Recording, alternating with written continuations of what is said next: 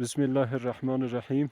بینندگان محترم، قسمی که شما میبینین در زمینای زراعتی هستیم و قرار است که زمین ها را کچالو کش کنیم و قسمی که شما میبینین این کردایش هم کشیدیم بخیر و اینجا یک پسر گلم اینجا نشسته میخواه که یک تلاوت زیبا را برای شما بکنه که اینه بخیر. اینا ایوب جان شروع کو بخیر.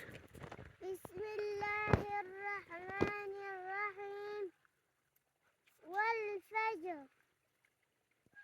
وليال عشر والشفع والوتر والليل إذا يسر ما شاء الله هل في ذلك قسم لذي حجر ما شاء الله ألم تر كيف فعل ربك بعاد ما شاء الله إرم ذات العماد ما شاء الله التي لم يخلق مثلها في البلاد ما شاء الله وثمود الذين جاءوا الصخر بالواد وفرعون ذي الأوتاد صدق الله صدق الله العظيم. ما شاء الله. آفرین ما شاء الله.